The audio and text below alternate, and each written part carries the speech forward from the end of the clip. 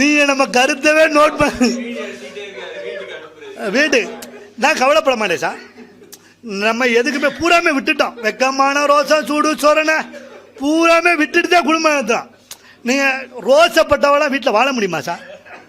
என்னெல்லாம் என்ன எப்படி பெரிய வார்த்தை இல்லை சார். நீங்கள் என்னத்த போட்டு விட்டாங்க, அதை ஃபேஸ்புக்கில் போட்டு போகிறாங்க டெம்பிள் சிட்டி குமார் மாதிரி. ஆமாங்க, அதை வேற போட்டு கைலாவில் பேசுவாங்க. அதெல்லாம் வேணாம் சார். பாவம் அவரை நேற்று ஒரு காமெடி பார்த்தேன் சார் ஃபேஸ்புக்கில். நம்ம ஆதினா அமெரிக்காவுக்கு அட்வைஸ் பண்ணிக்கிட்டு இருக்காரு. ஜோ பைடனுக்கு இவர் விட்டு கொடுக்கணும்னு இவர் சொல்கிறாரு. முதல்ல நீங்கள் உங்கள் சமாச்சாரத்தை பாருங்கள். சில பேர் அப்படி இருக்காங்க சார். சில பேர் மேடை பேச்சு பேசுறத பார்த்துருக்கீங்களா? 10 ரூபா வாங்குவேன், 10 ரூபா தான் தருவாங்க. அந்த அமெரிக்கா ஜனாதிபதியை பார்த்து ஒரு கேள்வி கேட்கிறேன் அப்படின்னு முதல் பொட்டாட்டி சொல்றதை கேள்றா. நீங்க பேச கேட்டிருக்கீங்களா? அரசியல் பேசுறத அந்த பிரதமர் தைரியம் இருந்தால் என் கேள்விக்கு பதில் சொல்லட்டேன். ஆமாடா, அவருக்கு வேற வேலையே இல்லையா? இந்த முதலமைச்சர் சரியான ஆளாக இருந்தால் என் கேள்விக்கு பதில் சொல்லட்டான், வேற வேலையே இல்லடா அவருக்கு. இப்படிதான் நிறைய பேர் மேடையில் பேசுறது. அவர் பேர் சொல்லிட்டார், ஒருத்தன் மைக்க பிடிச்சிட்டான் இருங்க, அவர் பேச கேட்டு சிரிப்போம். பேசு. ஆமா டென்ஷன். ஆமா, அது வாய் வார்த்தை வரவே இல்லை பாருங்க.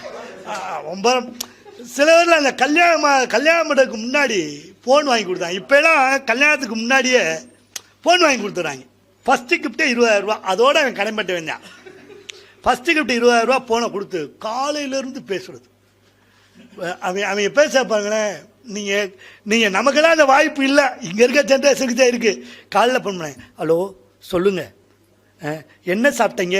பழைய கஞ்சி குடிச்சிருக்கான். எங்கள் வீட்டில் பூரி. அட பிச்சைக்காரனா, கஞ்சி தானே குடித்தேன்.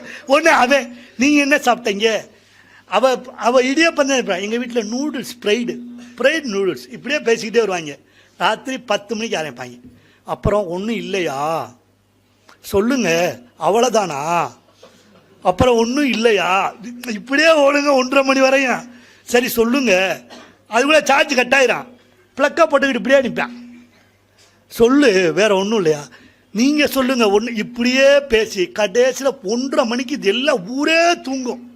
அதுக்கப்புறம் அவன் பேச போகிறதே கிடையாது, அது வேற விஷயம். கடைசியில் சொல்லுவாங்க, சி அவ்வளோதானா, சி அவ்வளோ அப்படின்ட்டு உள்ள வச்சுருவாங்க. நீங்கள் இன்னைக்கு இருக்க வாழ்க்கையில் அன்னைக்கெல்லாம் ஒருத்தர் சொல்கிறேன், என்னதான் நான் திருவள்ளூர் மோசமான ஆளுனேன். நான் பயந்துட்டேன். என்னடா திருவள்ளூர் மோசமான ஆளுனேன்? பஸ்ஸை பார்த்துருக்கேன் சார். எப்போ பார்த்தாலும் ராணி மங்கம்மாவை ஃபாலோ பண்ணிக்கிட்டே இருக்காருங்க. அவங்க பேர் அன்னைக்கு சொல்ல திருவள்ளூர் இடியில் மங்கம்மா மல்லாந்துருச்சுட்டாங்க. இவங்க பேசுகிறே நமக்கு ஒன்றுமே புரிய மாட்டேனுது.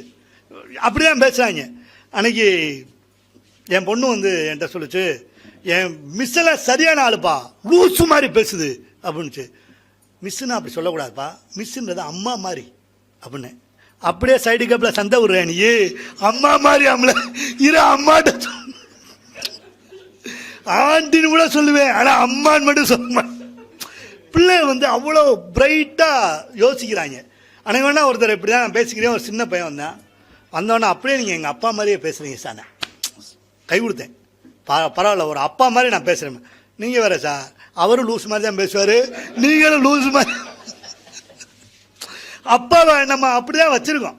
நம்ம என்னதான் இருந்தாலும் நீங்கள் அன்றைக்கெல்லாம் ஒரு கல்யாண வீட்டில் சார், நான் விளையாட்டுக்கு சொல்ல, ஒரு கல்யாண வீட்டுக்கு போயிருக்கேன். கல்யாண வீட்டுக்கு போனால் பேசுகிற மாதிரி பேசுகிறோம்ல. போகும்போதே சொன்னேன், தம்பி போயிருக்கிறது கல்யாண வீடு, அவசரமாக பேசக்கூடாது அப்படின்னு. போய் தூக்கும் போதே சொல்கிறான், என்னடா கட்டில் புனங்கன கணக்குதுன்னு. தூக்கும் போதே அடுத்தவன் சொல்கிறான், அவர் தான் சொல்லித்தானே கூட்டு வந்தார், போயிருக்கிற கல்யாண வீடு அவசரமாக பேசக்கூடாதுன்னு. நல்ல வார்த்தை பேசினா உங்கள் வீட்டில் இலவா விழுகும்னு அடுத்தவன். 3ஆவது ஒருத்தன் சொல்கிறான், அவர் தான் சொல்லித்தானடா கூட்டு வந்தார், நல்ல வார்த்தை பேசினா என்ன, நல்ல வார்த்தை பேசினா உன் வாயில் பாலாக ஊற்றுவாங்கன்றான். பூரா நீங்கள் அதே மாதிரி சார், நீங்கள் கடவுள்கிட்ட கேட்குறது கரெக்டாக கேட்கணும்.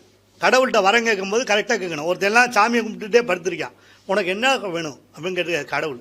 அதுக்கு அவன் சொல்லியிருக்கான், நான் எப்பயுமே ஏசியில் இருக்கணும், தலை மாட்டில் கட்டுக்கட்டாக பணம் இருக்கணும்னு.